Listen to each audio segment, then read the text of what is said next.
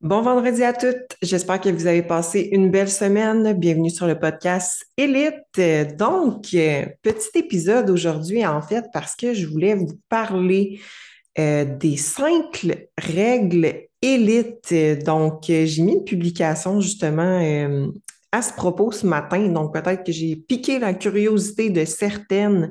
Puis, en fait, c'est que on cherche toujours les meilleurs plans, le meilleur coach, les meilleurs suivis, la meilleure méthode, mais on oublie aussi qu'il y a certaines règles qu'on doit appliquer pour réussir.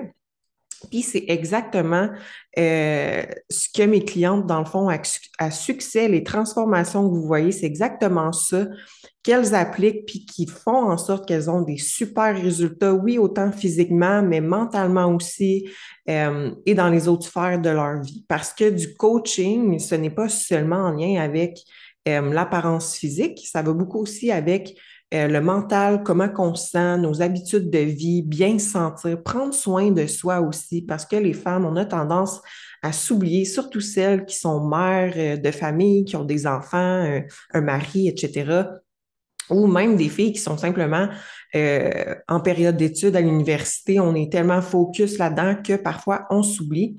Bref, donc ça, c'est ma vision du coaching. Donc, oui, j'enseigne à mes clientes comment appliquer une bonne structure alimentaire d'entraînement aussi, mais j'ai élaboré 5 règles élites qui font en sorte que si tu les appliques, c'est sûr à 100% que tu vas réussir.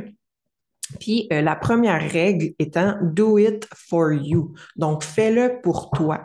C'est super important que tu le fasses pour les bonnes raisons puis que tu le fasses pour toi. Donc pas pour plaire aux autres personnes parce que quand tu veux essayer de plaire aux autres personnes, la seule personne à qui tu te déplais, ben c'est à toi-même, puis tu vas être déçu parce que ça se peut que tu t'empêches de faire certaines choses que tu aurais faites si tu n'avais pas eu l'opinion de ta voisine, de ta mère, de ton chum, peu importe. Puis tu sais, selon moi, les personnes qui sont vraiment là pour les bonnes raisons dans votre entourage, peu importe ce que vous allez faire, ils vont vous supporter puis ils vont vous encourager. Donc, c'est vraiment important de euh, dire ce qu'on pense, puis faire ce qu'on pense, puis faire ce qu'on dit. Puis ça se peut que vous perdiez des personnes en cours de route, mais comme je dis à la base, si ces personnes-là s'en aillent parce qu'ils vont pas avec vos choix, ben ils n'étaient pas là pour les bonnes raisons. Donc c'est vraiment important que vous le faites pour vous, pour bien vous sentir.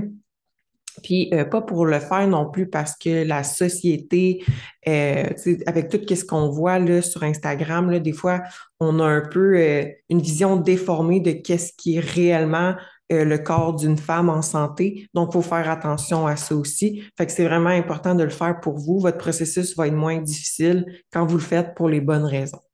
La deuxième règle, c'est justement de faire confiance au processus parce qu'encore une fois, avec tout ce qu'on retrouve sur Instagram, Facebook, YouTube, les podcasts, il y en a tellement, il y a tellement trop d'informations, ça devient tellement mélangeant.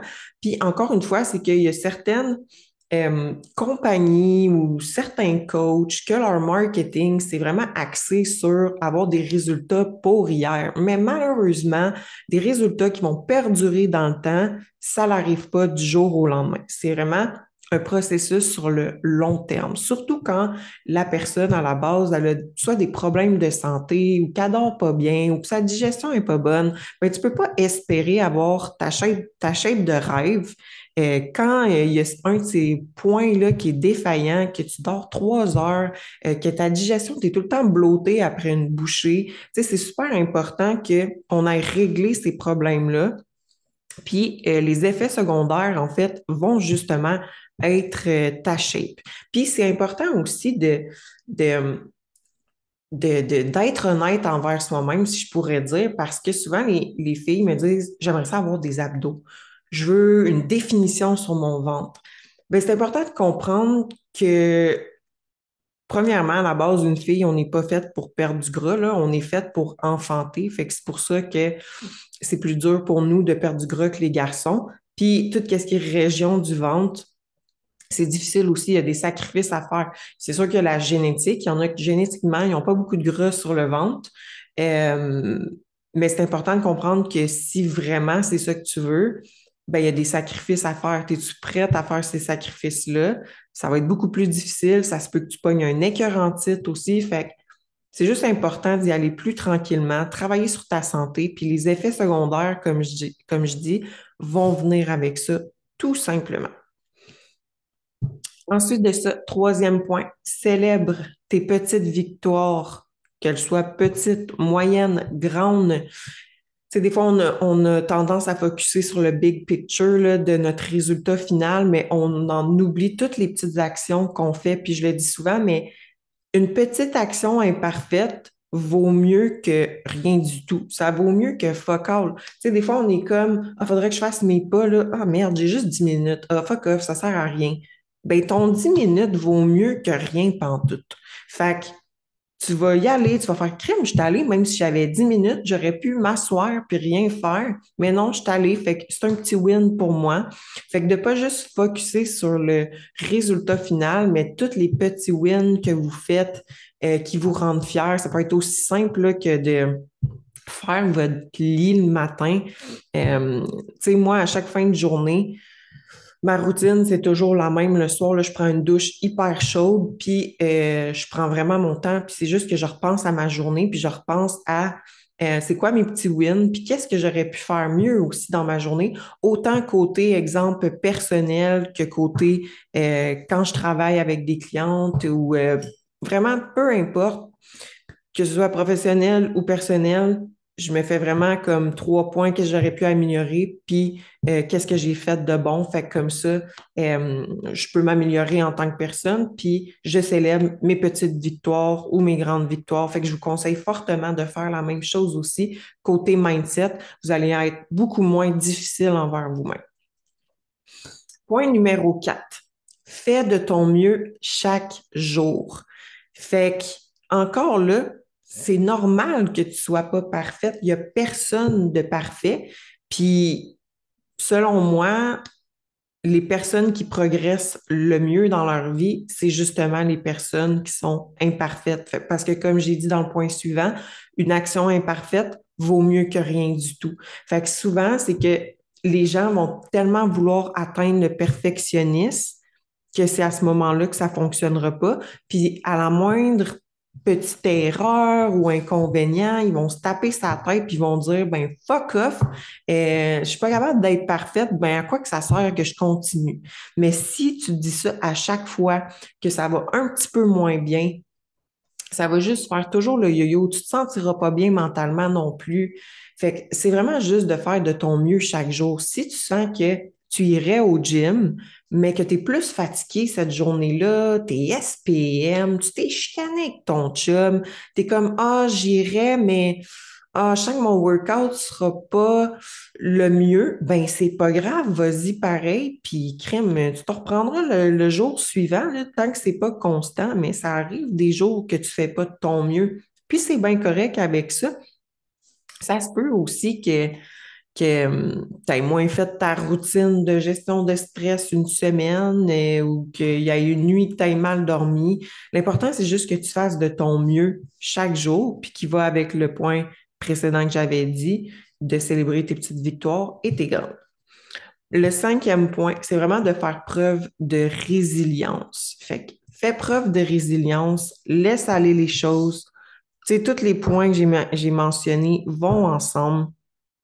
Il faut vraiment que tu lâches prise parce que il y a eu des études là-dessus, là, en lien avec la psychologie puis tout ça, que quand le mindset il est pas là, le corps ne suit pas non plus. Notre mental, il est très, très, très puissant. Puis c'est pas juste une question de spiritualité, là. Moi, oui, je un peu, je crois un peu à les affaires spirituelles, là. J'aime bien ça, ces livres-là, puis des podcasts là-dessus, puis le développement personnel. Mais il y a vraiment eu des preuves, là, comme quoi que votre mental joue un grand rôle sur votre aspect physique. Fait que si ton mental n'est pas là, le physique ne suivra pas non plus.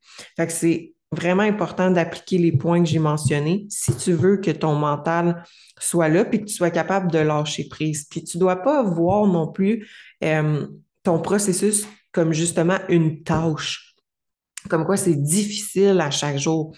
Parce qu'il n'y a rien de difficile dans la vie. Il n'y a rien, il n'y a aucun résultat qui vient avec facilité. Ça prend toujours des difficultés, puis ça peut pas toujours aller bien non plus. Tu sais, pour celles qui sont en couple, est-ce que votre couple va toujours bien? Non, pas du tout. Fait que c'est normal, ça peut pas toujours aller bien non plus dans un processus, mais si vous, vous, comment je pourrais dire, vous n'êtes pas capable de lâcher prise quand ça va pas bien, ben c'est là qu'on se met à faire le yo-yo. Parce que comme je dis, je peux vous donner les meilleurs plans, les meilleures stratégies, mais si ces 5 points-là ne sont pas appliqués, ça ne fonctionnera pas. Donc, c'est vraiment un switch de mindset à faire. Puis vous allez voir, ça, ces 5 points-là, vous pouvez les appliquer dans votre couple, dans votre famille, dans vos relations amicales, dans votre travail, dans vos études. Puis je vous garantis que vous allez réussir, peu importe ce que vous allez entreprendre. Ça ne sera peut-être pas du jour au lendemain, mais c'est impossible que ça ne fonctionne pas si jour après jour, semaine après semaine, mois après mois, année après année, vous appliquez ces points-là. Je vous garantis que ça va fonctionner. C'est exactement ça que je fais avec les transfos que vous voyez sur ma page, avec les témoignages clientes, avec moi-même, avec mon assistante coach Meredith, même chose avec Sophie aussi. C'est Ces 5 points-là sont très précieux. Ça se peut que vous les appliquiez pas du jour au lendemain, mais c'est vraiment à force de programmer votre cerveau à le faire que vous allez y arriver. C'est vraiment une nouvelle habitude à incorporer et la suite des choses va se faire. Donc, voilà, je trouvais ça vraiment important d'en parler parce que dans mon podcast, j'aime ça toucher plusieurs sujets. Tu sais, j'aime ça vous amener dans mes petites péripéties personnelles. J'aime ça vous enseigner des choses en lien avec la nutrition, l'entraînement, le système hormonal.